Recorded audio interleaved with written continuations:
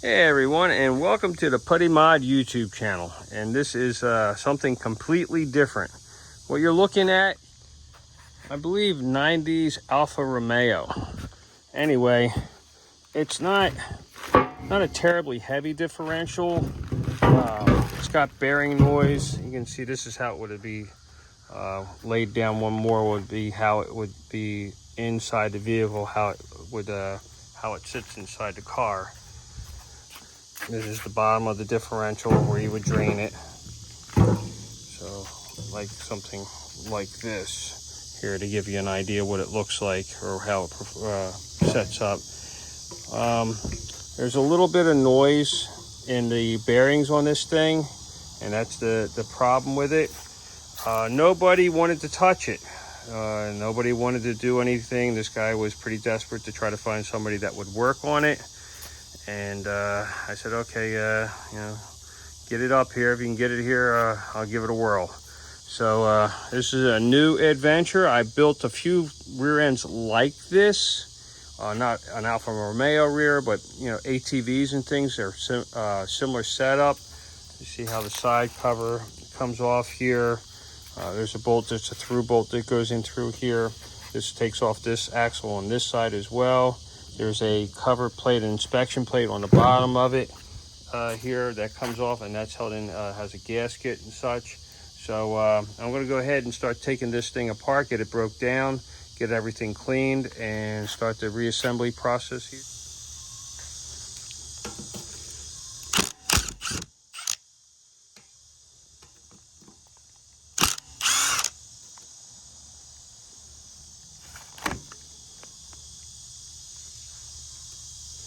Little washers here. Want to be careful nothing gets lost, so we have a tray to put all the parts into. And so when we put it all back together, we know where everything's at.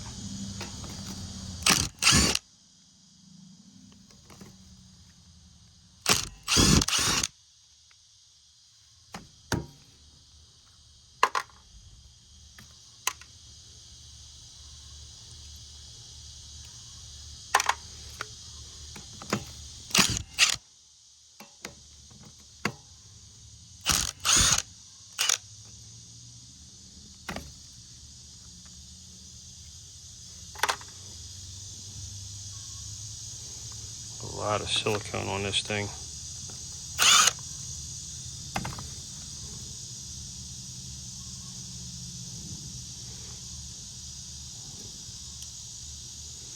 All right, get this cover off here. Stand by. When I take covers and things like that off, I use an old planer blade to get on there here and tap it with a machinist hammer and just pop it loose, and that's what we just did now, and it should still be fairly loose. Yep, there we go, and we're ready to go. We're going to remove that cover now. All right, there we go. There's a little drain magnet on there, and it looks nice and clean, and everything inside actually looks pretty good, so that's not bad. I'm going to go ahead and get a container tray and turn this back over and drain any residual oil that may still be inside this rear end.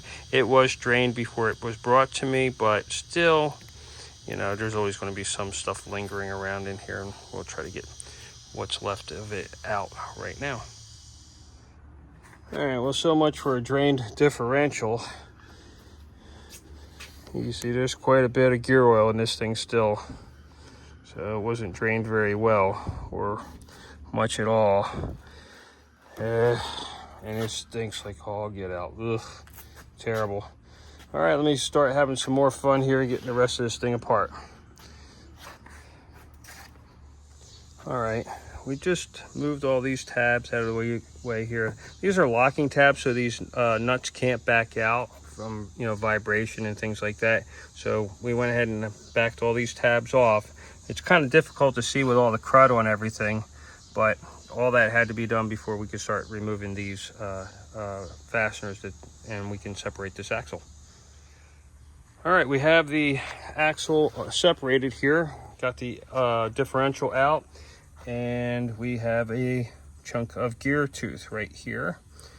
And we can look here at this pinion, and you can see that there's quite a bit of damage on that pinion gear. You can see the way the teeth are all, you know, they don't have a nice smooth finish on them at all.